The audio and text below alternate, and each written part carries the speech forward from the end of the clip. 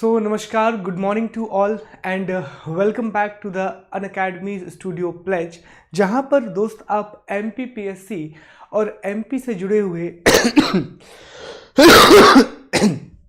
किसी भी एग्ज़ाम की तैयारी कर सकते हैं और जहाँ पर एक पूरी डेडिकेटेड टीम आपको MPPSC की तैयारी करवा रही है। दोस्त 4 लेक्चर हमारे आ रहे हैं सुबह 9 बजे का। पहले मैं आपको इन्फॉर्मेशन दे दूं, सुबह 9 बजे जो इंडियन पॉलिटी का लेक्चर आज आना था वो अनफॉर्चुनेटली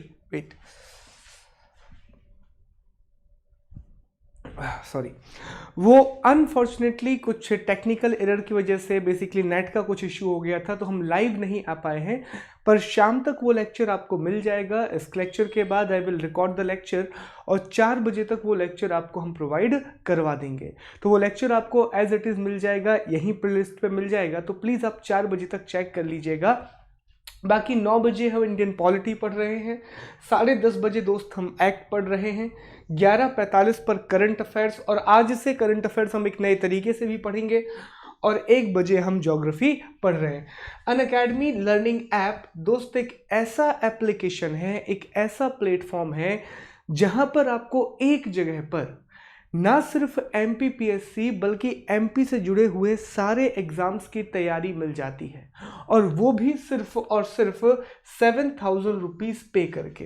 पर यहाँ भी अगर आप मेरा कोड SG Live यूज़ करते हैं तो आपको 10% का डिस्काउंट मिलेगा, और यही चीज़ आपको 6300 में मिलेगी। और अगर आप 2 साल का कोर्स लेना चाहते हैं तो ये चीज़ आपको 11,200 में मिलेगी। पर अगर आप मेरा कोड SG Live यूज़ करते हैं तो आपको 10,080 रुपये में यही चीज़ मिल जाएगी। दोस्त फिलहाल सिर्फ मैं इतना कहूँगा कि आप अनअकैडमी का लर्निंग ऐप डाउनलोड जरूर कर लीजिए। जैसा मैंने आपसे कहा था कि मैं एक टेस्ट सीरीज स्टार्ट करने वाला हूँ, तो YouTube पे अनफॉर्चुनेटली मैं नहीं कर पा रहा हूँ स्टार्ट। तो देखिए अनअकैडमी लर्निंग ऐप पे, अनअकैडमी लर्निंग ऐप पर एक प्लेटफॉर्म होता है स्पेशल क्लास का, और ये जो स्पेशल क्लास है ये फ्री ऑफ कॉस्ट होती है, ये कंप्लीटली फ्री होती है, कोई भी इनको ज्वाइन कर सकता है। तो वो जो स्पेशल क्लास है वहां पर मैं टेस्ट सीरीज के फॉर्म में मोस्ट इंपॉर्टेंट MCQ करवा रहा हूं, तो वो मैं स्टार्ट करूंगा 1 तारीख से। तो प्लीज़ आप अनअकैडमी लर्निंग ऐप डाउनलोड करके उसमें मेरा नाम ढूंढिएगा शुभम गुप्ता, उसको फॉलो कर दीजिएगा, तो आपको इसके नोटिफिकेशन मिल जाएंगे। और साथ ही साथ 1 दिसंबर से मेरा एक पेड कोर्स भी आ रहा है, जहां पर हम मोस्ट इंपॉर्टेंट फैक्ट डिस्कस करेंगे जो आपके अभी एग्जाम में आने की संभावना है। चलिए अब बात करते हैं हमारे अधिनियम की। और जैसा कि मैंने आपसे कहा था कि दोस्त आज ये आपकी आखिरी क्लास होगी अधिनियम की, और अनुसूचित जाति और जनजाति अधिनियम हम समाप्त कर देंगे, और इसके बाद अगले सेगमेंट में हम प्रारंभ करेंगे सिविल अधिकार संरक्षण अधिनियम, जिसके लिए हम 2 क्लासेस लेंगे। तो आज बहुत सारा काम है, बहुत ध्यान से आपको बैठना है, और 1 घंटे में लगभग हमें पूरा अधिनियम खत्म करना है। एक बार क्विक रिवीजन करते हैं तो आपको याद होगा हम अध्याय 1 पढ़ चुके हैं। अध्याय 1 में हमने सेक्शन 1 धारा 1 पढ़ा था और धारा 2 पढ़ी थी। धारा 1 में हमने संक्षिप्त नाम, विस्तार और प्रारंभ पढ़ा था। हमने शॉर्ट टाइटल, एक्सटेंट और कमेंसमेंट पढ़ा था। धारा 2 में हमने परिभाषाएं पढ़ी थी, हमने डेफिनेशंस पढ़ी थी, और बहुत सारी परिभाषाएं हमने यहाँ डिस्कस की थी। उसके बाद जब अध्याय 2 आया तो अध्याय 2 में हमने धारा 3 से धारा 9 तक की बातें की। हमने सेक्शन 3 से सेक्शन 9 तक की बातें की। सेक्शन 3 में, और कल हम यहाँ तक खत्म कर चुके थे, सेक्शन 3 में हमने अत्याचार के अपराधों के लिए दंड पढ़ा, जहां पर हमने 29 और प्लस 7 अपराधों के बारे में चर्चा की और उनके बारे में डिस्कस किया। धारा 4 में हमने कर्तव्य की उपेक्षा के लिए दंड की बात की कि अगर कोई लोक सेवक अपने कर्तव्य की जानबूझकर उपेक्षा करता है, अगर निग्लेक्ट ऑफ ड्यूटीज करता है कोई भी पब्लिक सर्वेंट, तो मिनिमम उसे कितना पनिशमेंट होगा, 6 मंथ का और मैक्सिमम 1 ईयर का। फिर यहाँ हमने पश्चातवर्ती दोष सिद्धि के लिए दंड की बात की, और ये बात हमने की दोस्त धारा 5 में। हमने enhanced punishment for subsequent conviction की बात की, जहां हमने डिस्कस किया कि यदि कोई व्यक्ति दोबारा से इस अधिनियम के तहत अपराध करता है तो उसे मिनिमम कितना पनिशमेंट होगा, 1 ईयर का पनिशमेंट होगा, कम से कम 1 साल की सजा होगी। धारा 6 में हमने देखा कि भारतीय दंड संहिता के कतिपय उपबंधों का लागू होना, जिसमें हमने बात की थी कि अध्याय 3, 4, 5, 5A, धारा 34, ठीक है, धारा अध्याय 23 अध्याय भी था। तो ये सारे के सारे आईपीसी के प्रोविजंस इस पर लागू होते हैं, ये बात डिस्कस की। धारा 7 में कतिपय व्यक्तियों की संपत्ति का संपारण, हमने देखा कि विशेष न्यायालय या अनन्य विशेष न्यायालय forfeit of the property of certain persons का आदेश दे सकता है। धारा 8 में हमने अपराधों के बारे में उपधारणा देखी, प्रिजम्पशन एज टू ऑफेंसेस की बात की, और धारा 9 में शक्तियों का प्रदान करने की बात की, कन्फरमेंट ऑफ पावर्स की बात की। और इन शक्तियों को प्रदान कौन करता था, तो याद रखिएगा दोस्त, स्टेट गवर्नमेंट इन शक्तियों को प्रदान करती है, राज्य सरकार इन शक्तियों को प्रदान करती है। कमेंट इकट्ठे में आखिर में लूंगा। अभी आप सब लोगों से मेरा रिक्वेस्ट है कि पूरी चीज़ें ध्यान से देखें। आज हमें बहुत सारी धाराएं कवर करनी है और आज इस अधिनियम को कवर करना है, तो भैया आप सब लोग कोऑपरेट करेंगे और पूरा का पूरा अधिनियम हमें आज खत्म करना है पूरा। पूनम जी मैंने बता दिया है, आज खत्म हो जाएगा। किशोर जी आज लास्ट क्लास है। किशोर जी जैसा कि मैंने बताया कि आज एंड हो जाएगा।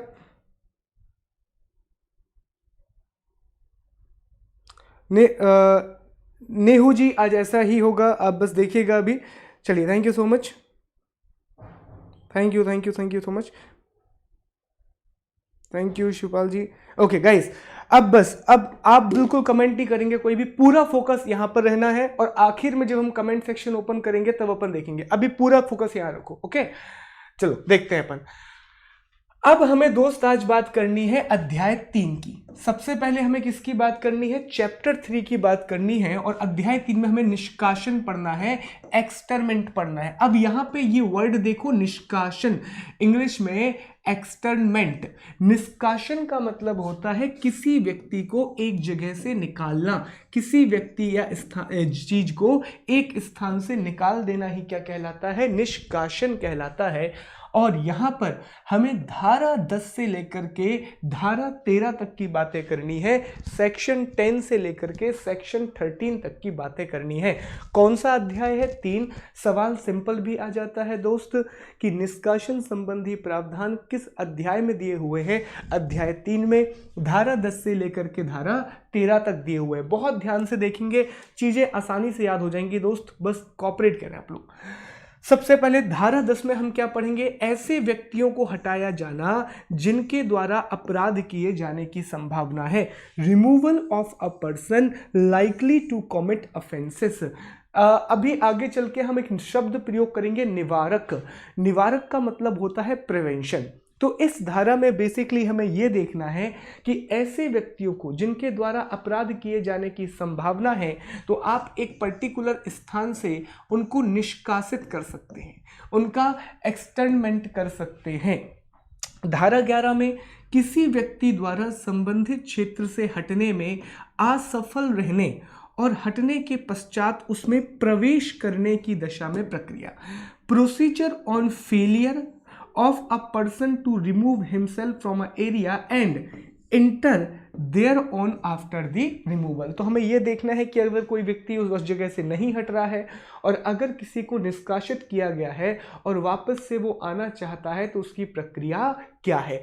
धारा 12 में हम बात करेंगे ऐसे व्यक्तियों के जिनके विरुद्ध धारा 10 के अधीन आदेश दिया गया है, माप और फोटो लेना। उतनी इंपॉर्टेंट नहीं है, यहीं पर क्लियर कर लो, वहां पर डिस्कस नहीं करना पड़ेगा। सीधी सी बात है, माप फोटो वगैरह लेना है। जिसको भी निष्कासित करना है उसका आपको एक मेजरमेंट लेना है, टेकिंग मेजरमेंट। जिसको भी आप एक्सटर्मिनेट कर रहे हैं, जिसको भी आप निष्कासित कर रहे हैं, उसका आपको मेजरमेंट लेना है।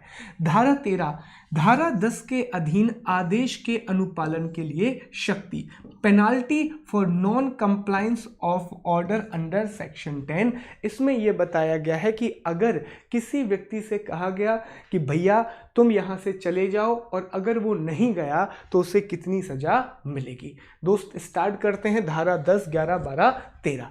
चलो भैया, सबसे पहले बारी आती है धारा 10 की, और धारा 10 में लिखा गया है ऐसे व्यक्तियों को हटाया जाना जिनके द्वारा अपराध किए जाने की संभावना है। एक मिनट समझ लो इसको, अभी पहले समझ लेते हैं पूरा।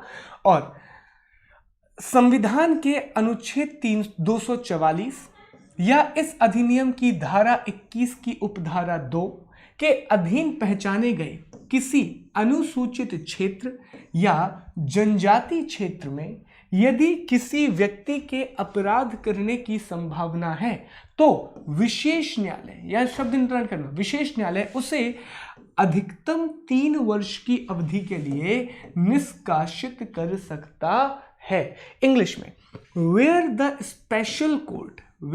special court is satisfied upon a complaint of a police report that a person is likely to commit an offense in scheduled areas or tribal areas as referred in the Article 244 of the Constitution and section नहीं लिखा है यहाँ पर, okay, which was directed to remove himself from not exceeding 3 years as may be specified in the order। अब आसान भाषा में इसको समझते हैं। देखो, धारा 10 एक सिंपल सी बात करती है कि पहले एक अनुच्छेद समझिए, संविधान का, भारतीय संविधान का दोस्त एक आर्टिकल है 244 और SC ST एक्ट का एक सेक्शन है, सेक्शन 21(2). कौन सा सेक्शन है? 21(2). अब पहले ध्यान से समझना, भारतीय संविधान का एक अनुच्छेद है 244 और अनुसूचित जाति जनजाति अधिनियम की एक धारा है 21(2). ये दोनों अधिकार, ये दोनों नियम बताते हैं कि यदि किसी सामान्य इलाके को आप क्या घोषित कर सकते हैं, आप उसे अनुसूचित क्षेत्र घोषित कर सकते हैं। आप उसे अनुसूचित क्षेत्र या जनजाति क्षेत्र घोषित कर सकते हैं। बिल्कुल बेसिक से ध्यान से समझना, article 244 of the constitution and section 21(2) of SC act tells that normal area can be declared scheduled area or tribal area by these provisions। तो आप क्या कर सकते हैं, किसी भी सामान्य इलाके को अनुसूचित क्षेत्र में परिवर्तित कर सकते हैं। अब मान लीजिए कि आपने संविधान के अनुच्छेद 244 और इस अधिनियम की धारा 21(2) का प्रयोग करके एक सामान्य क्षेत्र को अनुसूचित क्षेत्र में बदला। अब 2 मिनट के लिए अज्यूम करना, 2 मिनट के लिए अपन अज्यूम करते हैं कि एक इलाका ले लिया, मान लीजिए हम जहां से हम आते हैं तो दमोह।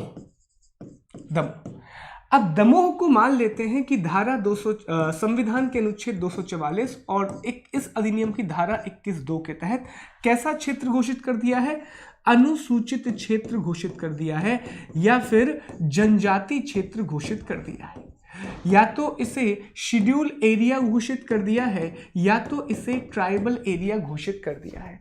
अब दमोह में एक इंसान रहता है, दमोह में मान लीजिए एक इंसान है ए, दमोह में एक इंसान है ए, दमोह में एक इंसान रह रहा है ए, और ये जो ए व्यक्ति है, ये संभावना है कि ये जो ए व्यक्ति है ये क्या कर सकता है, अनुसूचित जाति और जनजाति के लोगों के विरुद्ध अपराध कर सकता है। तो क्या होगा, यहीं पर एक स्पेशल कोर्ट होगा जिसकी हम बात करेंगे। यहां पर एक स्पेशल कोर्ट होगा, दमोह में विशेष न्यायालय होगा। विशेष न्यायालय ऑर्डर देगा, क्या देगा दोस्त, ऑर्डर देगा कि आप ये जो व्यक्ति है ए इसे आप क्या करो, इसे दमोह की सीमा से बाहर कर दो, इसे दमोह की सीमा से क्या कर दो, निष्कासित कर दो। पर मैक्सिमम कितने का समय के लिए, अधिकतम कितने साल के लिए, 3 वर्ष के लिए। अधिकतम कितने साल के लिए, 3 साल के लिए। तो 4-5 बातें याद रखना, यहां से जो सवाल आएगा, अनुसूचित क्षेत्र और जनजाति क्षेत्र का वर्णन कहाँ किया गया है, तो भारतीय संविधान के अनुच्छेद 244 या फिर इस संविधान की 21(2) में किया गया है, इस अधिनियम की धारा 21(2) में किया गया है। दूसरा, निष्कासन का आदेश कौन देगा, तो हमेशा याद रखना स्पेशल कोर्ट देगा, विशेष न्यायालय देगा। अधिकतम कितने समय के लिए निष्कासित हो सकता है, 3 साल के लिए। और किसे निष्कासित किया जाएगा, उस व्यक्ति को निष्कासित किया जाएगा जिसके द्वारा यह अपराध करने की संभावना है। आई होप ये क्लियर होगा। चलो अब आगे चलते हैं। अब धारा 11 की बात करते हैं। तो धारा 10 क्लियर हो गई। धारा 10 में क्लियर हमने यही बात कर ली कि किसको हटाएंगे, निष्कासित कैसे करेंगे, कौन करेगा, दैट इज क्लियर। अब 11 में आते हैं कि किसी व्यक्ति द्वारा संबंधित क्षेत्र से हटने में, अब ध्यान देना यहां पर, संबंधित क्षेत्र से हटने में असफल रहने और वहां से हटने के पश्चात उसमें प्रवेश करने की प्रक्रिया। अब वही बात है कि वो जो व्यक्ति था ए, उसके साथ अब 2 कंडीशन हो सकती है। कितनी कंडीशन हो सकती है, 2। या तो उसने क्या किया, उसने हटने से मना कर दिया, हटने में क्या हो गया, वो असफल हो गया, ठीक है। या फिर दूसरी कंडीशन ये हो गई है कि उसे हटा दिया है, लेकिन मान लो कि उसके घर में कोई कार्यक्रम है, उसे कुछ काम के लिए वापस आना है, जरूरी काम है, तो अगर उसे हटा दिया है और अगर उसे वापस आना है तो उसके लिए क्या क्रिया होगी। तो अब वो किस में बात की गई है, वो धारा 11 में बात की गई है। तो धारा 11 में 2 चीजों की बात है कि एक तो अगर वो नहीं हट पाया है और अगर वहां से हट गया है और उसे वापस आना है तो वो कैसे आएगा, procedure on failure of a person to remove himself और enter thereon after the removal. देखते हैं इस चीज को भैया। सबसे पहला सवाल तो यही आएगा कि इस संबंध में निर्णय कौन लेगा, तो विशेष न्यायालय निर्णय लेगा। विशेष न्यायालय उसे गिरफ्तारी का आदेश दे सकता है, विशेष न्यायालय उसे अस्थायी प्रवेश हेतु पत्र प्रदान कर सकता है, या विशेष न्यायालय उसे पुलिस के द्वारा हटवा सकता है। अब 2 मिनट बात को सुनना, चीजें कनेक्ट हो जाएंगी। देखो, धारा 10 में सेक्शन 10 में विशेष न्यायालय ने एक व्यक्ति से कहा कि देखो यार, तुम दमोह छोड़ करके चले जाओ या तुम कोई अनुसूचित क्षेत्र छोड़ करके चले जाओ। ये धारा 10 में बात हो गई। अब धारा 11 में कहा गया है कि मान लो ये वो व्यक्ति है जिसे आदेश दिया गया। अब इस व्यक्ति ने कहा कि भैया हम ये क्षेत्र छोड़ के नहीं जाएंगे, हम ये जो एरिया है, हम ये एरिया छोड़ करके नहीं जाएंगे। तो फिर विशेष न्यायालय धारा 11 के हिसाब से उसकी गिरफ्तारी का आदेश दे सकता है। क्या कर सकता है, उसकी गिरफ्तारी का आदेश दे सकता है, या फिर पुलिस के द्वारा उसे हटवा सकता है। लेकिन एक और कंडीशन है। अब मान लो ये व्यक्ति था, इससे कोर्ट ने कहा कि आप चले जाओ, तो ये चला गया। अब ये चला गया, लेकिन यार वापस से उसे अपने क्षेत्र में आना है, कुछ कार्यक्रम है, तो वापस उसे आना है तो परमिशन किससे मांगना पड़ेगी, तो अगर उसे वापस आना है तो परमिशन उसे मांगनी पड़ेगी विशेष न्यायालय से। और विशेष न्यायालय अस्थायी प्रवेश हेतु, टेम्पररी एंट्री हेतु उसे एक पत्र प्रदान कर सकता है, उसे एक पास दे देगा टेम्पररी एंट्री हेतु। तो प्रश्न देखो भैया कैसे आ जाएंगे। यदि किसी व्यक्ति को निष्कासित किया गया है, वह पुनः वापस आना चाहता है, तो उसकी अनुमति कौन देगा, विशेष न्यायालय। किस न्यायालय में किस धारा में यह बात करी गई है, धारा 11 में यह बात करी गई है। अब जल्दी देखो, यहां पर धारा 12 की बात करते हैं। सॉरी, देखिए यहां पर ऐसे व्यक्तियों जिनके विरुद्ध धारा 10 के अधीन आदेश लिया गया है, उनकी माप और फोटो। यही व्यक्ति है, मान लो अब ये व्यक्ति है, इसको आदेश दिया गया है कि भैया आपको बाहर किया जाएगा, तो इस व्यक्ति का वो फोटो, ऐसे नहीं खड़े हो जाते, ऐसे फिर ऐसे, तो वो फोटो इस अधिनियम के द्वारा लिया जाएगा। That's it. धारा 12 आसान है, तो बस याद रखना ऐसे व्यक्तियों जिनके विरुद्ध धारा 10 के अधीन आदेश दिया गया है उनकी माप और फोटो आदि लेना, दैट इज इट। 13वीं धारा पढ़ते हैं और फिर उसको रिवाइज करते हैं। धारा 13, धारा 10 के अधीन आदेश के अनुपालन के लिए शक्ति, penalty for non compliance of order under section 10, आदेश का उल्लंघन होने पर 1 वर्ष की सजा प्लस जुर्माना, punishable with the imprisonment of a term which may extend to 1 year with the fine. समझ लें 2 मिनट। धारा 13 सिंपल सी बात करती है कि अगर किसी व्यक्ति से कहा गया है कि भैया आपको ये जगह छोड़ करके जाना है, लेकिन उस व्यक्ति ने अगर ऐसा नहीं किया, तो उसे कितनी सजा हो सकती है? उसे 1 साल तक की सजा हो सकती है, उसे 1 साल तक का पनिशमेंट दिया जा सकता है अगर उसने आदेश मानने से मना कर दिया। और इस तरह से दोस्त हमारा जो अध्याय 3 है निष्कासन, वो भी खत्म होता है। एक बार क्विक रिवीजन करो फिर आगे चलते हैं। तो चैप्टर 3 क्या था? निष्कासन। क्या था? निष्कासन, इंग्लिश में एक्सटर्नमेंट। क्लियर? कितनी धाराएं पढ़ी हमने? तो हमने इसमें धारा 10 पढ़ी, हमने धारा 11 स्टडी किया, 12 और 13।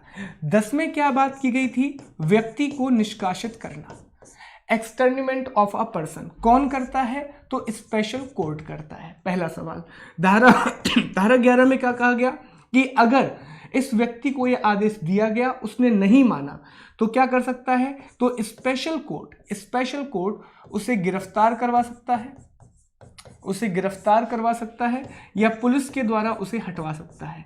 और स्पेशल कोर्ट ही उसे अनुमति दे सकता है वापस आने की, या उसे एक अनुमति पत्र दे सकता है कि कुछ समय के लिए अगर वो वापस आना चाहता है तो स्पेशल कोर्ट उसे एग्रीमेंट दे सकता है। 12 में हमने क्या देखा? फोटो लेना, तू खींच मेरी फोटो, तो फोटो लेने की बात करी गई है। और 13वीं धारा में हमने क्या बात किया कि धारा 10 के अधीन अगर किसी व्यक्ति को निष्कासित किया गया है और उसने ये आदेश नहीं माना, तो उसे 1 साल तक की सजा हो सकती है, 1 साल तक का कारावास हो सकता है। That's it. अब बताओ यहां तक कोई डाउट है क्या? जल्दी से, फिर अभी और बहुत सारे अध्याय खत्म करना है। यहां तक कोई डाउट है क्या? ये बताओ पहले तो।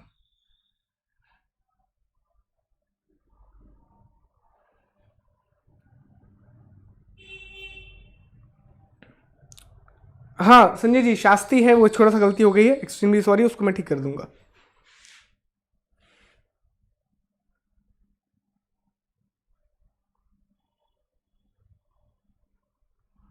रश्मि जी, एक ही तरीका है रिवीजन करने का, बताइए। रिवीजन ही कर सकते हैं हम।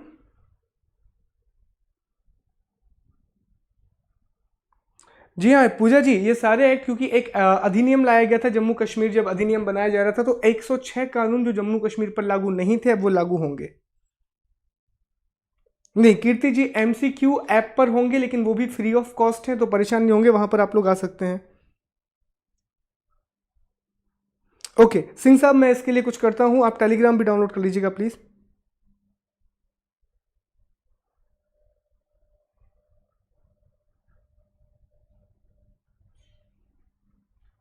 नहीं फ्री क्लासेस होंगी हमारी, डोंट वरी। सिद्धार्थ जी, धारा 11 और धारा 13 में क्या अंतर है? वेरी गुड, ठीक है। Saurabh ji, okay okay okay, चलिए एक बार मैं क्लियर कर देता हूं। देखिए धारा 11 में सिर्फ कहा गया है कि अगर वो व्यक्ति, 2 बातें करती है धारा 11। एक तो सिंपल सी बात करती है कि अगर वो व्यक्ति वहां से हट नहीं रहा है, अगर उस व्यक्ति ने हटने से मना कर दिया, तो यहां पर पुलिस उसे गिरफ्तार कर सकती है या फिर पुलिस को ऑर्डर दे सकता है कि पुलिस उसे हटा दे। लेकिन कितनी सजा होगी? गिरफ्तारी के बाद सजा होगी, ये बात नहीं है। और साथ में धारा 11 में यह कहा गया है कि जिस व्यक्ति को हटाया गया है, अगर वो वापस आना चाहे तो क्या प्रावधान है? तो वापस आने के लिए स्पेशल कोर्ट क्या करेगा? एक पत्र जारी करेगा। लेकिन धारा 13 में यह कहा गया है कि आप उसने मना ही कर दिया कि उसे बिल्कुल ही नहीं हटना है, और बार बार पुलिस ने भी एक बार उसे हटा दिया, उसकी गिरफ्तारी भी हो गई, और तब भी वो व्यक्ति नहीं मान रहा है, तो उसे 1 साल तक की सजा हो जाएगी। 1 साल तक की सजा हो जाएगी। ओके, 1 साल तक का उसे पनिशमेंट हो जाएगा, ये बात कही गई है। ओके, यहां पे बिल्कुल सही कहा था, शास्ति वर्ड है, थैंक यू सो मच। शास्ति वर्ड है, शक्ति हो गया वो, शास्ति वर्ड है, ठीक है, शास्ति वर्ड है, पेनाल्टी। ओके, शास्ति। चलिए, I hope things are clear.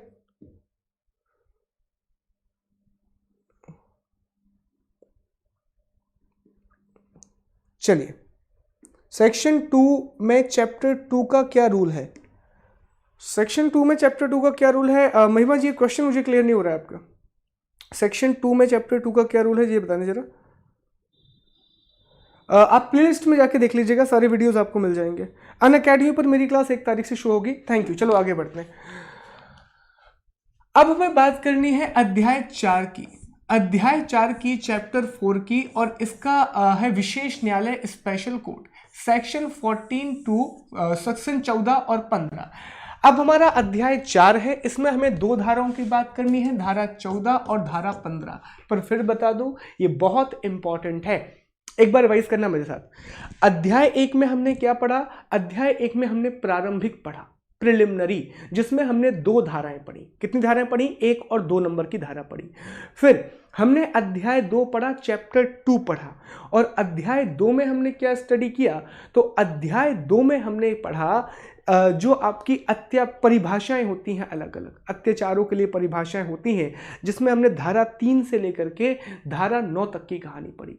फिर इसके बाद हमने अभी अभी अध्याय 3 पढ़ा, जिसमें हमने निष्कासन की बात की, एक्सटर्मिनेंट की बात की, और जिसमें हमने धारा 10 से 13 तक की कहानी पढ़ी। अब हम अध्याय 4 पर आ गए हैं, और अध्याय 4 में है विशेष न्यायालय स्पेशल कोर्ट, और इसमें हमें धारा 14 और 15 का अध्ययन करना है। धारा 14 और धारा 15 का अध्ययन करना है। फिर से बता दूं, मोस्ट इंपॉर्टेंट सेक्शन है ये, बहुत ध्यान से आपको पढ़ना है। चलो ध्यान देते हैं।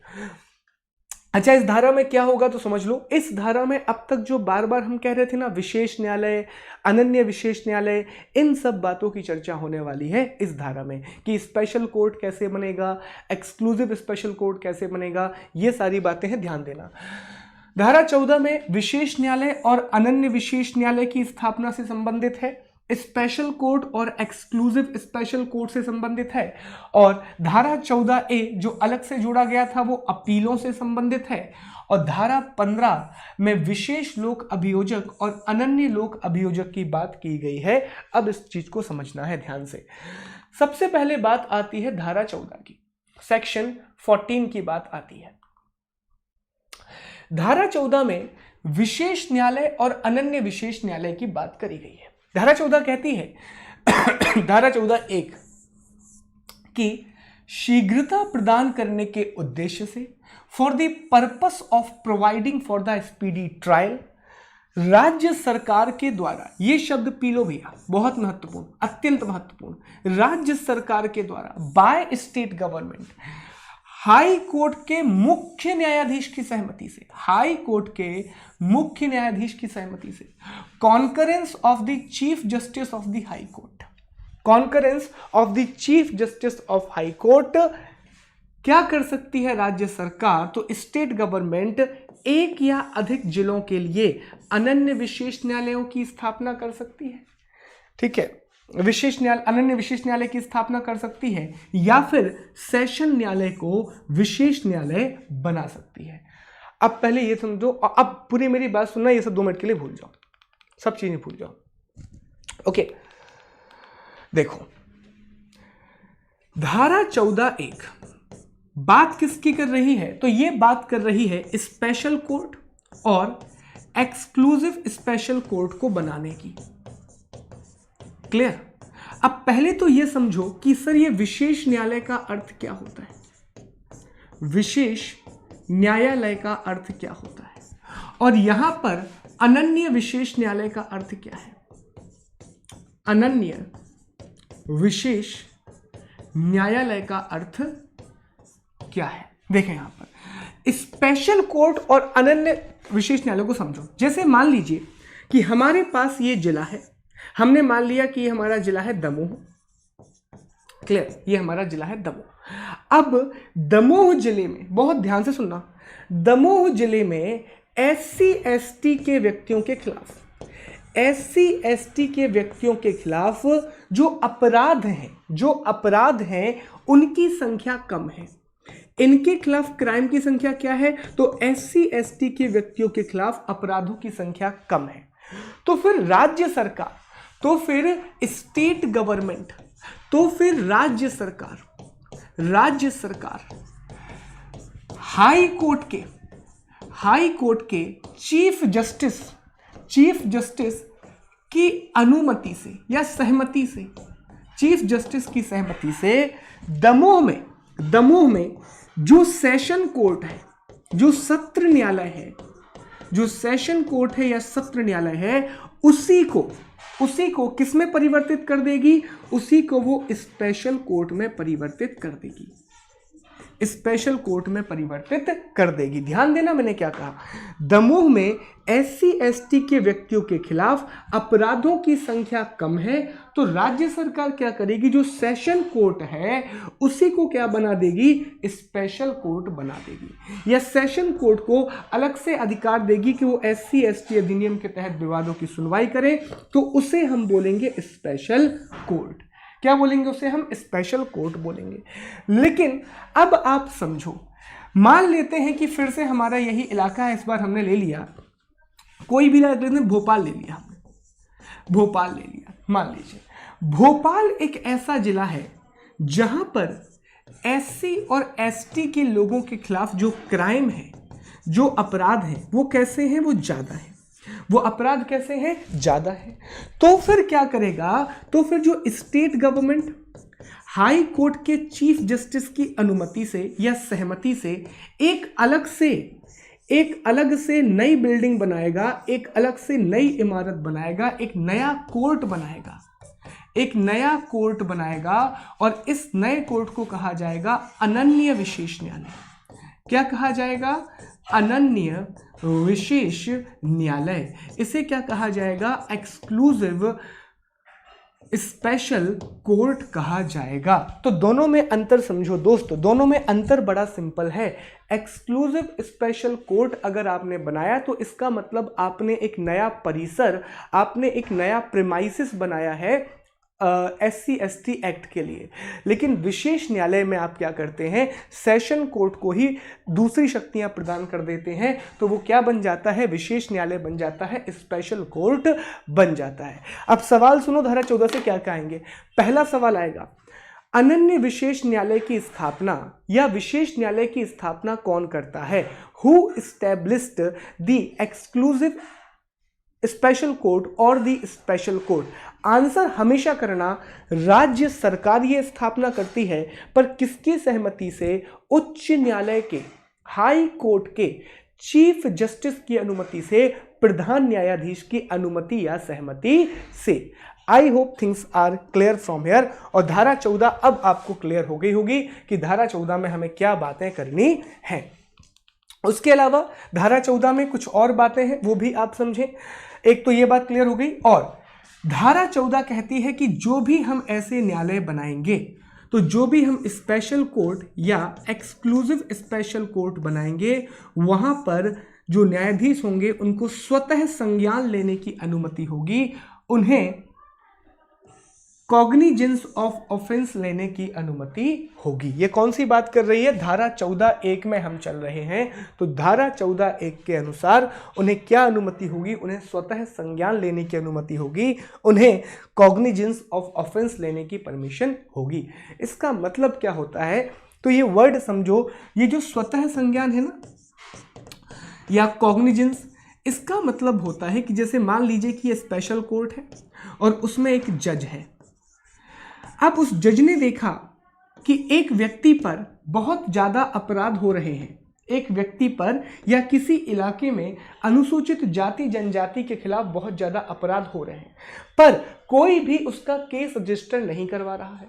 तो ये जो जज है ये खुद इसका केस रजिस्टर कर सकता है और इसी को हम कहते हैं स्वतः संज्ञान, इसी को हम कहते हैं कॉग्निजेंस। ये बताओ ये धारा क्लियर है क्या? जल्दी से बताओ ये धारा क्लियर है क्या सर? यस, सहमति से बिल्कुल सही।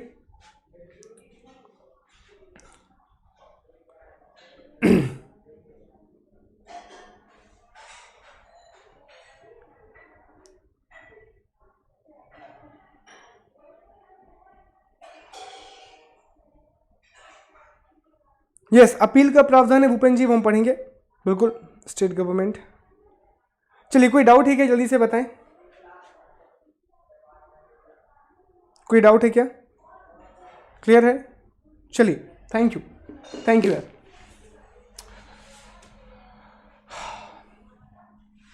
आगे चलते हैं, अगली बात करते हैं। धारा 14(2) में क्या कहा गया है अब ये समझो। धारा 14(2) बात कर रही है सॉरी, धारा 14(2) ये बात कर रही है कि राज्य सरकार द्वारा पर्याप्त संख्या में न्यायालय स्थापित करना, और धारा 14(3) ये बात कर रही है कि प्रतिदिन कार्यवाही होना चाहिए और 2 माह के भीतर मामले का निपटारा होना चाहिए। देखिए सिंपल सी बात है, धारा 14(1) में हमने क्या किया, तो 14(1) के द्वारा हमने स्पेशल कोर्ट और एक्सक्लूसिव स्पेशल कोर्ट बना दिए। अब 14(2) में यह कहा गया है कि अगर राज्य सरकार का ये दायित्व है कि वो पर्याप्त संख्या में ऐसे न्यायालय स्थापित करे, तो ये कोई नई बात नहीं है, 14 में हमने यही बात देखी थी।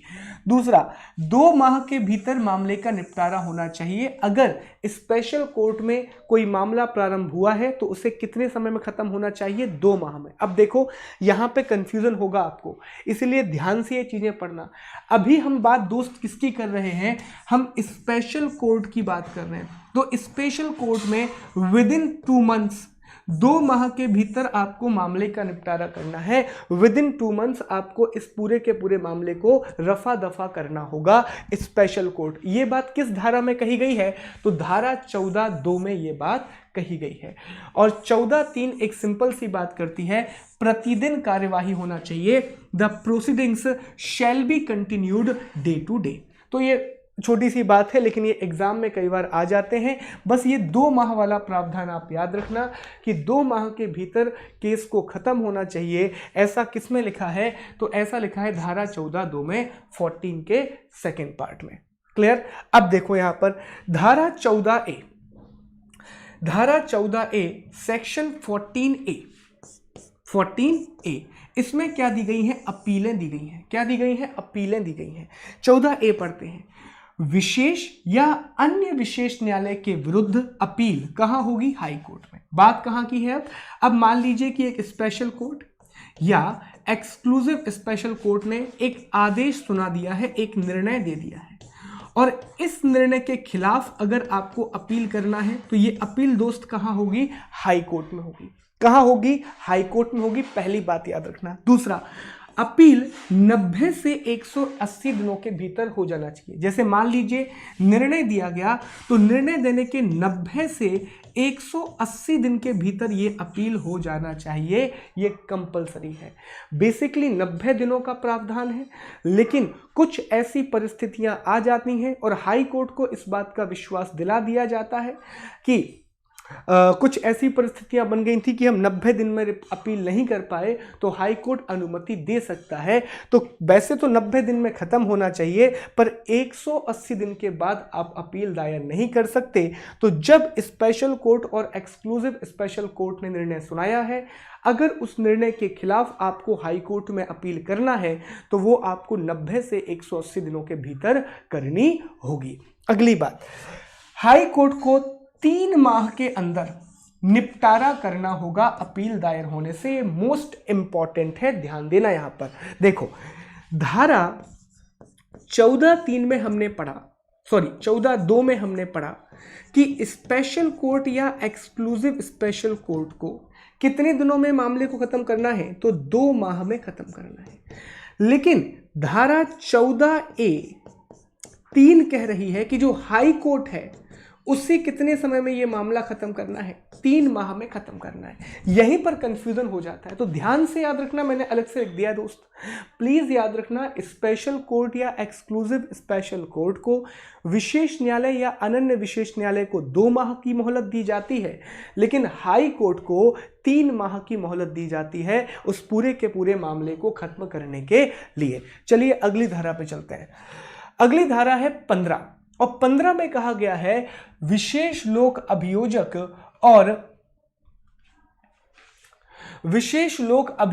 और अनन्य लोक अभियोजक, special public prosecutor and exclusive public prosecutor की बात करी गई है। बेसिकली लोक अभियोजक का मतलब क्या होता है, सरकारी वकील होता है। तो अगर राज्य सरकार धारा 14 के तहत SC ST के लिए विशेष न्यायालय बना रही है, अनन्य विशेष न्यायालय बना रही है, स्पेशल कोर्ट बना रही है, एक्सक्लूसिव स्पेशल कोर्ट बना रही है, तो भैया कोर्ट के लिए सरकारी वकील भी तो चाहिए, कोर्ट के लिए लोक अभियोजक भी तो चाहिए। और ये सरकारी वकील भी कौन अपॉइंट करेगा, तो ये भी कौन करेगा, राज्य सरकार करेगी। कौन करेगा, राज्य सरकार करेगी। तो कोर्ट भी राज्य सरकार बनाएगी, और कोर्ट में जो सरकारी वकील हैं, लोक अभियोजक हैं, उनकी नियुक्ति भी कौन करेगी, राज्य सरकार करेगी। तो ये तो छोटे छोटे प्रश्न यहां से आ जाते हैं। किससे नियुक्त करेगी, तो ऐसे अधिवक्ता को, ऐसे एडवोकेट को विशेष लोक अभियोजक नियुक्त किया जाएगा या अनन्य लोक अभियोजक नियुक्त किया जाएगा, जिसे कम से कम कितना अनुभव है, 7 वर्ष का अनुभव है, जिसे कम से कम लास्ट 7 ईयर का वर्किंग एक्सपीरियंस है। ऐसे अधिवक्ता को स्टेट गवर्नमेंट, राज्य सरकार, या तो विशेष लोक अभियोजक या तो अनन्य लोक अभियोजक नियुक्त कर सकती है, special public prosecutor and exclusive public prosecutor. Special public जो प्रोसिक्यूटर होगा वो SC ST के अलावा दूसरे मामलों में भी सुनवाई कर लेगा, लेकिन अगर किसी को आपने एक्सक्लूसिव पब्लिक प्रोसिक्यूटर बनाया है, आपने अनन्य लोक अभियोजक बनाया है, तो वो सिर्फ उन्हीं मामलों की सुनवाई करेगा, SC ST के मामलों की सुनवाई करेगा, उनकी हेयरिंग में जाएगा। सिंपल सी बात। तो I hope things are clear. एक बार रिवाइज करते हैं और फिर ये अध्याय भी आपका क्या हो जाएगा, खत्म हो जाएगा। तो दोस्त, इस अध्याय में हमने धारा 14 को पढ़ा, हमने धारा 14 के का को पढ़ा, और अभी तक हमने धारा 15 को पढ़ा। तो धारा 14 में हमने क्या पढ़ा कि स्टेट गवर्नमेंट किस चीज को बना सकती है, तो स्पेशल कोर्ट या एक्सक्लूसिव स्पेशल कोर्ट को बना सकती है। फिर हमने ये भी पढ़ा कि इन कोर्ट को 2 माह के भीतर अपना निर्णय सुनाना पड़ेगा। हमने ये भी पढ़ा कि इन्हें स्वतः संज्ञान की अनुमति होती है। इन्हें किसकी अनुमति होती है, स्वतः संज्ञान की अनुमति होती है, कॉग्निजेंस की परमिशन होती है। फिर 14 का में हमने अपीलें पढ़ी। हमने क्या पढ़ा, अपीलें पढ़ी कि अगर इनके विरुद्ध आपको अपील दायर करनी है तो हाई कोर्ट में करना होगा, और कम सामान्यतः 90 दिनों में करना है, पर अधिकतम 180 दिनों से ज़्यादा आप नहीं क्रॉस करेंगे। इस अवधि के भीतर आपको हाई कोर्ट में अपील दायर करना है। और इसी में हमने पढ़ा कि हाई कोर्ट को ऐसी अपील पर कितने मैक्सिमम 3 माह में अपना फैसला सुनाना है। फिर 15 में हमने पढ़ा कि स्टेट गवर्नमेंट स्पेशल एडवोकेट या फिर स्पेशल पब्लिक प्रोसिक्यूटर या फिर एक्सक्लूसिव पब्लिक प्रोसिक्यूटर की नियुक्ति करती है, विशेष लोक अभियोजक या अनन्य विशेष लोक अभियोजक की नियुक्ति करती है। और किसे करती है, ऐसा वकील जिसे कम से कम 7 वर्ष का अनुभव हो, जिसे कम से कम 7 ईयर का वर्किंग एक्सपीरियंस हो। और इसी के साथ हमारा एक और अध्याय खत्म होता है, अध्याय 4, और धारा 15 तक की कहानी खत्म हो गई। अब ये बताओ सर, यहां तक कोई डाउट है क्या? यस, 7 ईयर का लॉ एक्सपीरियंस हो।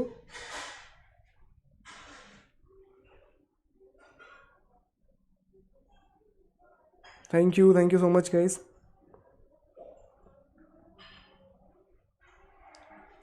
राहुल जी, बुक में क्या दिया गया है? वैसे मैंने ठीक करके पढ़ाया था, पर अगर कुछ और है तो मैं एक बार चेक कर लूंगा, और अगर कोई अपडेट होगी तो मैं जरूर आपको बताऊंगा।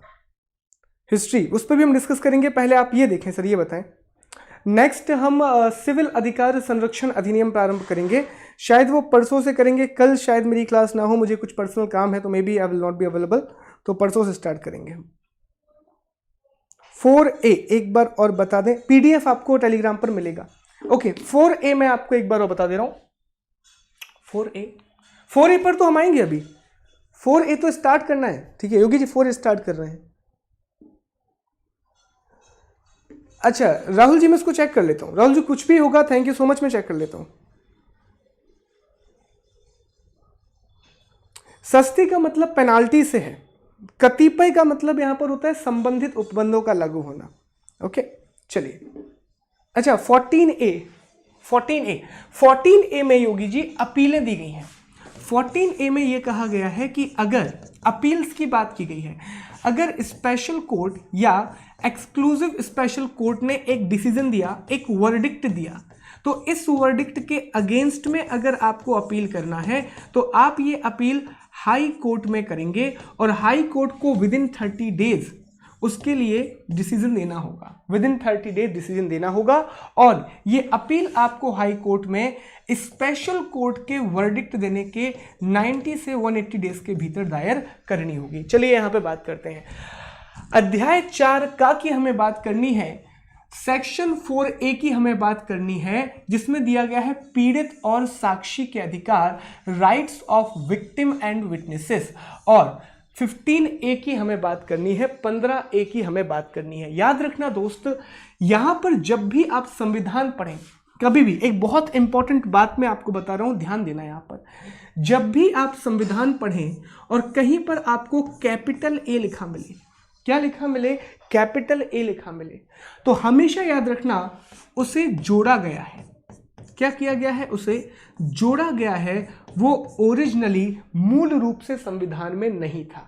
इसका उदाहरण समझो, आप लोग हमेशा संविधान का एक अनुच्छेद पढ़ते हैं 21A, संविधान का अनुच्छेद 21A, जिसमें क्या दिया गया है, शिक्षा का अधिकार दिया गया है, राइट टू एजुकेशन की बात करी गई है।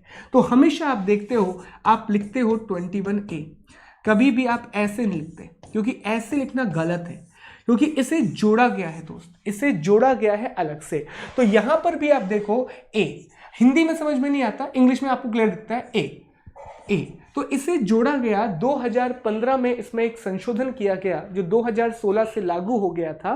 तो 2015 में एक संशोधन के माध्यम से एक नया अध्याय जोड़ा गया, अध्याय का नाम है चैप्टर 4A, पीड़ित और साक्षी के अधिकार, rights of victim and witnesses, section 15A। इसको बस ऐसे ही पढ़ना है, ज्यादा इससे प्रश्न नहीं आते हैं, जस्ट देख लो और फिर आगे बढ़ते हैं। 15A, पीड़ित और साक्षी के अधिकार, rights of victim and witnesses, पीड़ित जिसके खिलाफ अपराध हुआ है, साक्षी अगर कोई विटनेस है तो विटनेस को क्या बोलते हैं, साक्षी बोलते हैं।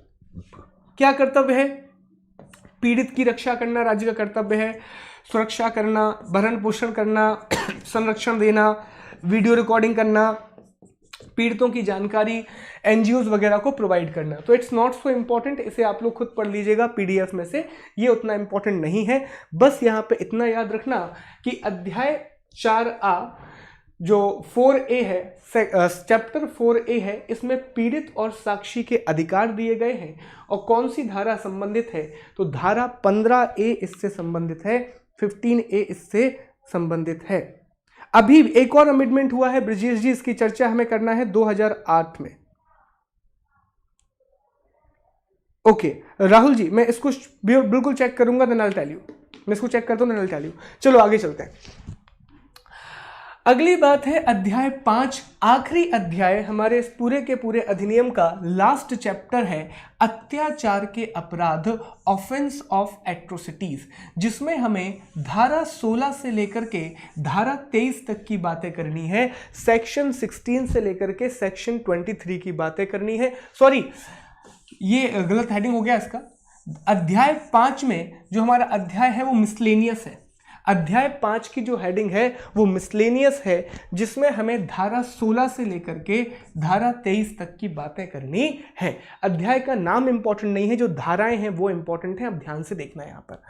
चलो सबसे पहले हम धारा 16 की बात करते हैं। धारा 16 में कहा गया है कि राज्य सरकार की सामूहिक जुर्माना अधिरोपित करने की शक्ति, power of state government to impose collective fine. Simple सी बात याद रखना कि राज्य सरकार सिविल अधिकार संरक्षण अधिनियम 1955 की धारा 10 के अनुसार section 10 of the protection of civil right act 1955 के अनुसार क्या कर सकती है, सामूहिक जुर्माना अधिरोपित कर सकती है।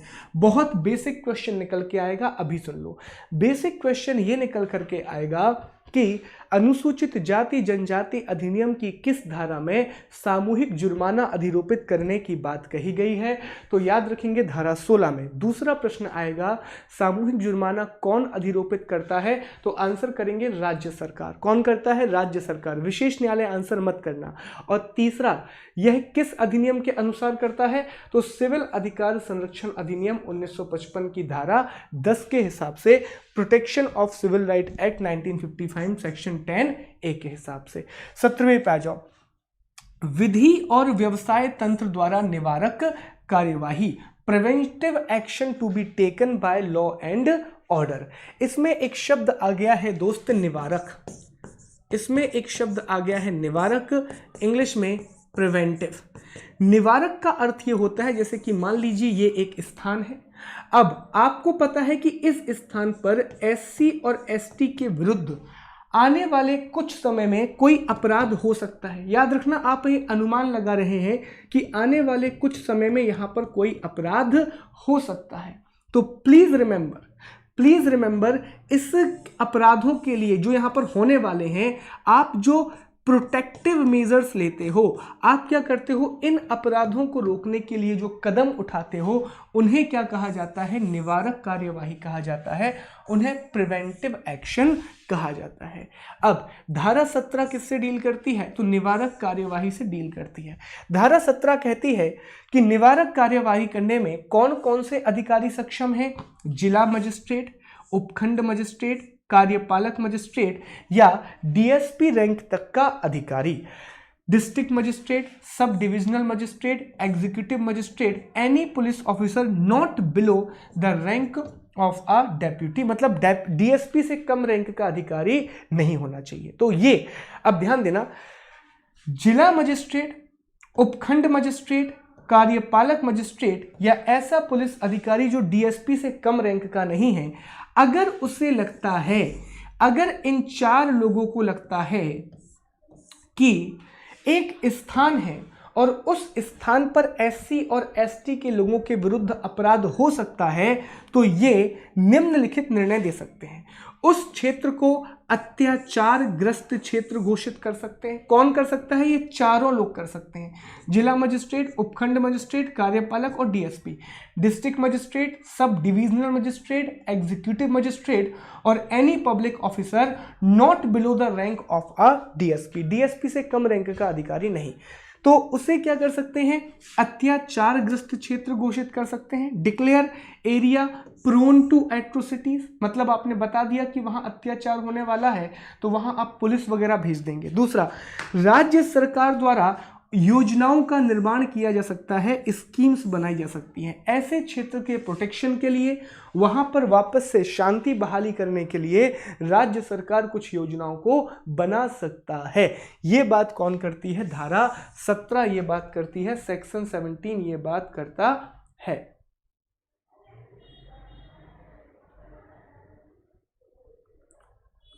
ओके 52, जय हिंद जी, जय हिंद। धारा 18 सबसे इंपॉर्टेंट है, section 18 is the most important section, ध्यान से इसको पढ़ना। धारा 18 में कहा गया है कि अधिनियम के अधीन अपराध करने वाले व्यक्तियों की संहिता की धारा 448 का लागू ना होना।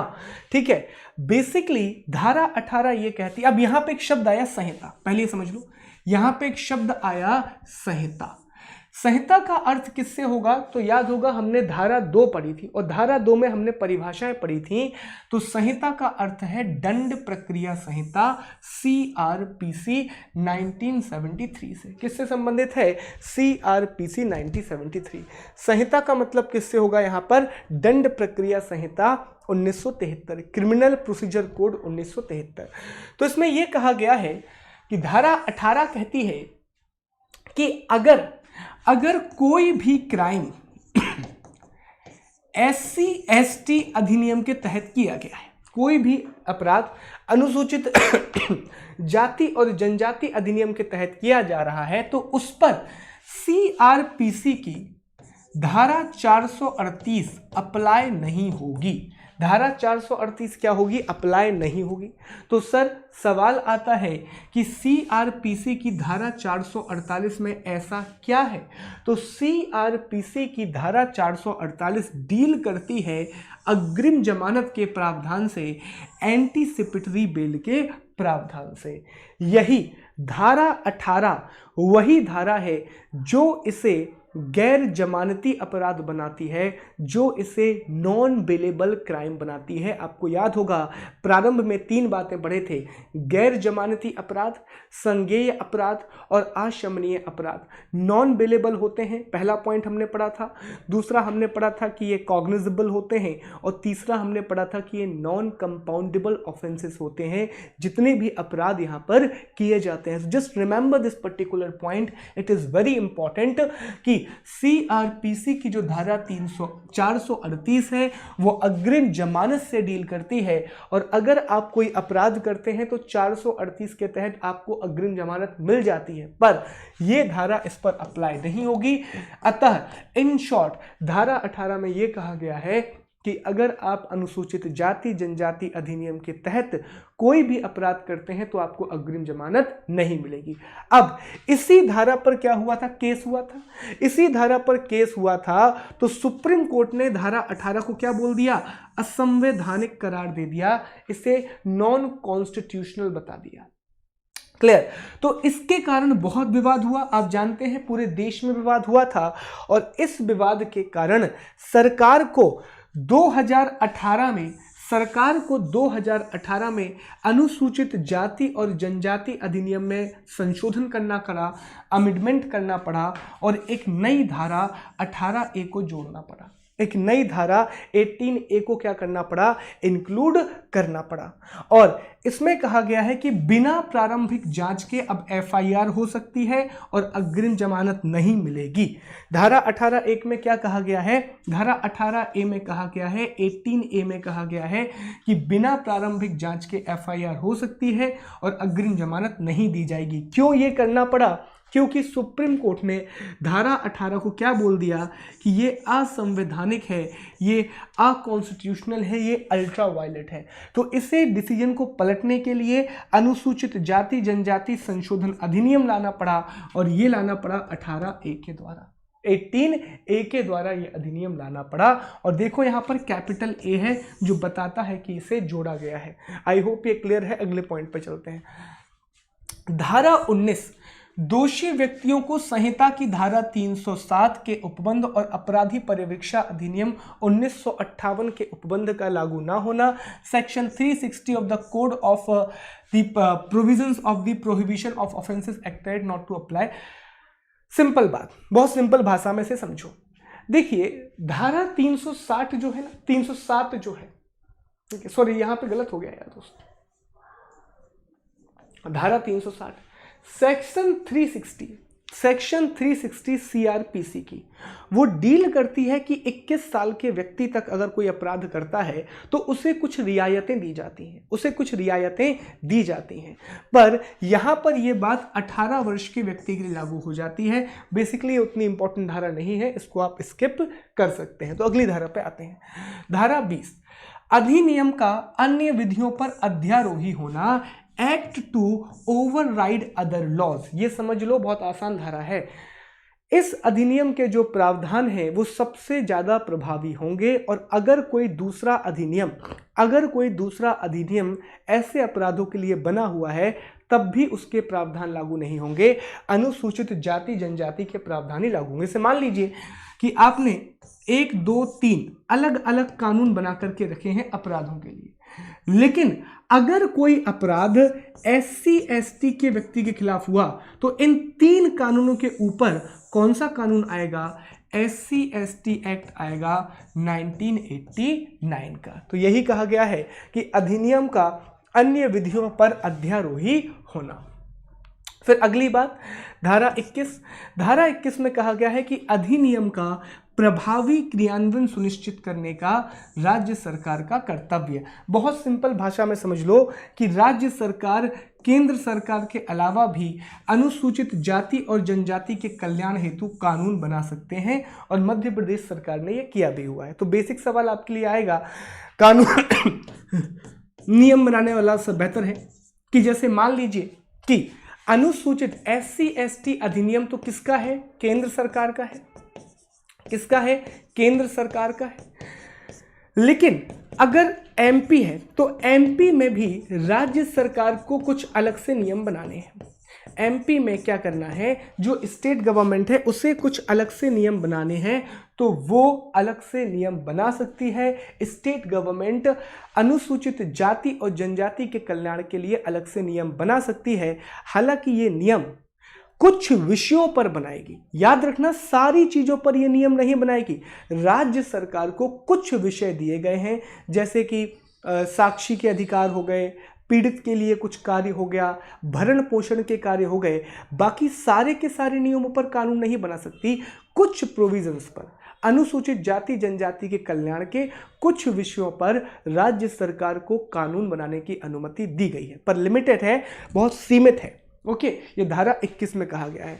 धारा 22 की अगर हम बात करें तो सद्भावना पूर्वक की गई कार्यवाही के लिए संरक्षण, protection of action taken in a good faith. ये क्या करती है कि कोई मुकदमा, अभियोजन या अन्य कानूनी कार्यवाही केंद्र सरकार या राज्य सरकार या सरकार के किसी अधिकारी के खिलाफ नहीं होगी अगर वो सद्भावनापूर्ण है।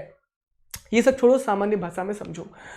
सामान्य भाषा में ये कहा गया है कि अगर ये कार्यवाही, अगर मान लीजिए इस अधिनियम के तहत किसी राज्य सरकार के अधिकारी, केंद्र सरकार के अधिकारी या फिर किसी अथॉरिटी के ऊपर केस किया जाता है, और अगर बाद में वो ये साबित कर देते हैं कि ये जो कृत्य किया गया है उनके द्वारा, ये जो कार्यवाही उनके द्वारा की गई है, ये किसी बेहतर काम के लिए की गई है, सद्भावना के रूप में की गई है, तो फिर उनके ऊपर वो केस रजिस्टर नहीं किया जाएगा। तो धारा 22 बेसिकली प्रोटेक्ट करती है कर्मचारियों को कि उनके ऊपर झूठे मुकदमे दायर ना किए जाए। और धारा 23 समझो, आखिरी धारा, नियम बनाने की शक्ति, पावर टू मेक रूल्स किसके पास है? मात्र और मात्र केंद्र सरकार के पास है। और अगर केंद्र सरकार कोई भी नियम या कानून बनाती है तो बनाया गया नया कानून संसद के प्रत्येक सदन के समक्ष 30 दिन की अवधि में रखा जाना चाहिए। अब दोस्त, आप में से बहुत लोगों को रखना होगा कि सर धारा 21 में हमने पढ़ा कि राज्यों को भी नियम बनाने की शक्ति है, और धारा 23 में सर आप कह रहे हैं कि सिर्फ केंद्र सरकार नियम बना सकती है। तो इसका मतलब क्या है? देखो, अगर कोई नए नियम बनाना है, अनुसूचित जाति जनजाति अधिनियम में कोई परिवर्तन करना है, अगर आपको कोई भी चेंज करना है अनुसूचित जाति और जनजाति अधिनियम में, तो दोस्त ये जो चेंज है ये सिर्फ और सिर्फ कौन कर सकता है? तो सिर्फ और सिर्फ ये सेंट्रल गवर्नमेंट कर सकती है, मात्र ये केंद्र सरकार कर सकती है। लेकिन केंद्र सरकार ने जो एक दायरा बनाया है, केंद्र सरकार ने राज्यों को कुछ अनुमति दी है कि राज्य कुछ चीजों पर नियम बना सकते हैं। राज्य इस अधिनियम को नहीं बदल सकते। राज्य कुछ सब्जेक्ट पर, स्टेट कुछ सब्जेक्ट पर नियम बना सकते हैं। तो उनकी वो शक्ति उन्हें कहां दी गई है? धारा 21 में दी गई है। बाकी धारा 23 में केंद्र सरकार को ही ये शक्ति है कि वो इस अधिनियम में कोई परिवर्तन कर सकती है, किसी भी प्रकार के चेंजेस को इनकलकेट कर सकती है। तो दोस्त, इस तरह से हमारा पहला अधिनियम अनुसूचित जाति और अनुसूचित जनजाति अधिनियम खत्म होता है। संडे को संडे को मैं एक वीडियो उसमें अपलोड करूंगा और संडे के वीडियो में दोस्त हम क्या बात करेंगे, तो संडे के वीडियो में मैं आपको सिर्फ क्वेश्चंस दूंगा। लगभग 25 क्वेश्चन का मैं एक वीडियो बना रहा हूं और उसमें हम अनुसूचित जाति और जनजाति अधिनियम के पूरे जो क्वेश्चंस हैं, मोस्ट इंपॉर्टेंट क्वेश्चन, उनको डिस्कस करेंगे। इसके बाद हम सोमवार से, मे बी मंडे से या फिर देखो शायद कल मैं वीडियो बना पाता हूँ कि नहीं बना पाता हूँ, I have some work. Otherwise Monday से हम नया अधिनियम चालू करेंगे। हम स्टार्ट करेंगे protection of civil right act या सिविल अधिकार संरक्षण अधिनियम। फिर भी कल एक बार चेक कर लेना, अगर मैं बाहर नहीं गया तो I will make the video on next act. और जो अगला अधिनियम है सिविल अधिकार संरक्षण अधिनियम, वो हम 2 दिन में खत्म कर देंगे। आधे घंटे के 2 वीडियो बनाएंगे और उस एक्ट को भी हम खत्म कर देंगे। फिर हमारा आखिरी अधिनियम बचेगा मानव अधिकार संरक्षण अधिनियम। थोड़ा सा बड़ा अधिनियम है, 5-6 क्लासों में उसको भी हम खत्म कर देंगे, वाइंड अप कर देंगे। तो इस तरह से इसमें मैंने एक पीडीएफ इंक्लूड किया हुआ है, ये आप पढ़ लीजिएगा, आपको मिल जाएगा। क्लियर। इस पीडीएफ में बेसिकली मैंने ये बात की है कि 2015 में जो इसमें संशोधन किया गया था वो क्या क्या थे। तो बाल और मुंह छटवाने वाला प्रावधान, जूते की माला वाला प्रावधान, देवदासी प्रथा, जाति सूचक शब्द, जादू टोना, पूजनीय वस्तु का विरूपण, सामाजिक आर्थिक बहिष्कार, मतदान, धमकी देना, ये सारे प्रावधान कब जोड़े गए, तो ये सारे के सारे प्रावधान 2015 में जोड़े गए संशोधन के द्वारा, अमेंडमेंट के द्वारा। तो ये चीजें याद रखना, कई बार पूछ लेता है कि कौन से प्रावधान जोड़े गए। तो 2015 में बाल मूछ वाला पॉइंट, जूते की माला वाला पॉइंट, देवदासी प्रथा, जाति सूचक शब्द, जादू टोना, पूजनीय वस्तु का विरूपण, सामाजिक आर्थिक बहिष्कार, ये सारे प्रावधान जोड़े गए थे 2015 में संशोधन के द्वारा। अब इस अधिनियम में के तहत अगर आपको कोई भी डाउट है तो प्लीज मुझे बताइए। अगर आप प्लस पर हैं तो वहाँ पर मुझे पर्सनल मैसेज कर सकते हैं या फिर यहाँ पर आप मुझे कमेंट सेक्शन में बता सकते हैं। राहुल जी, जो आपका डाउट है वो मैं देखूंगा और एक बार मैं कंफर्म करने के बाद या तो कमेंट में पिन कर दूंगा या फिर अगले लेक्चर में हम उसे ठीक करेंगे। और दोस्तों, आई होप कि आपको इस लेक्चर में मज़ा आया होगा। हमारे ये पूरी की पूरी जो सीरीज़, जैसा कि मैंने आपसे वादा किया था कि हम बहुत आराम से इस अधिनियम को ख़त्म करेंगे, तो हमने इसको ख़त्म किया है और आने वाले 2 अधिनियम भी हम इसी तरह से ख़त्म करेंगे। तो thank you so much, thank you so much. Gaurav ji, ये शॉर्ट नोट ही है जो मैंने पीडीएफ बनाया है, पर इसके बाद भी आप चाहते हैं शॉर्ट नोट बनाना तो इस तरह से आप बना सकते हैं। पीडीएफ कीर्ति जी, हो ये जाता है कि डिस्क्रिप्शन बॉक्स में हम देते हैं पर वो अपलोड नहीं हो पाता है, जिस वजह से लेट हो जाता है, इसलिए मैं आपको टेलीग्राम पे प्रोवाइड करा रहा हूं। पर इस अधिनियम का पूरा पीडीएफ आज मैं डिस्क्रिप्शन बॉक्स में भी डलवा दूंगा और टेलीग्राम पर तो आपको मिल ही जाएगा। सेशन कोड ओरिजिनल जुडिक्शन कोड होगा। संजीव जी, ये समझ नहीं पाया हूँ आपकी बात को, but I will see this. Okay, वो एक्ट नहीं है, वो SC ST के कुछ नियम है, एक आध क्वेश्चन आते हैं, दैट आप थोड़ा सा कवर कर लीजिएगा। हाँ, पूरा प्रोवाइड हम एक साथ करा देंगे। रत्ना जी, ये कम्युनिटी सेक्शन क्या होता है मैं जानता नहीं हूँ, उसको मैं बात कर लूँगा किसका है इसका। ठीक है, थैंक यू। राहुल जी, मैं पूरे नोट्स प्रोवाइड कर रहा हूं और आप सारे के सारे नोट्स टेलीग्राम से डाउनलोड कर सकते हैं। Thank you Shalini ji, thank you so much. Okay guys, अब मेरी दूसरी क्लास है 11:45 पर, मुझे यहाँ से जाना होगा। तब तक आप लोग अपना ख्याल रखें और बहुत मेहनत करें, इस पूरे अधिनियम को रिवाइज करें। संडे को इसके क्वेश्चंस भी आपको मिल जाएंगे और कल अगर मैं बाहर नहीं जाता हूं तो कल भी आपको अगला वीडियो मिल जाएगा, अदरवाइज आपको वीडियो मिलेगा अगले सेशन में। फिलहाल अगर आप मेरा कोर्स लेना चाहते हैं तो please use my code SG Live, तो आपको 10% का डिस्काउंट मिलेगा अनअकैडमी लर्निंग ऐप में। पर उससे भी important, please Unacademy learning app को डाउनलोड कर लेना, क्योंकि वहां पर मैं एक फ्री सेशन लेकर के आने वाला हूं, टेस्ट सीरीज वाला। तो प्लीज डाउनलोड करना और मेरा नाम सर्च करना शुभम गुप्ता, तो फॉलो कर देना, तो आपको मिल जाएगा नोटिफिकेशन। बाकी thank you so much, take care. मिलते हैं आप लोगों से 11:45 पर। और आज हम करंट अफेयर्स एक नए तरीके से पढ़ने वाले हैं, तो जल्दी से 5 मिनट का ब्रेक लो, पानी पियो और आ जाओ। मैं भी पानी पी के वापस आता हूँ। Take care guys.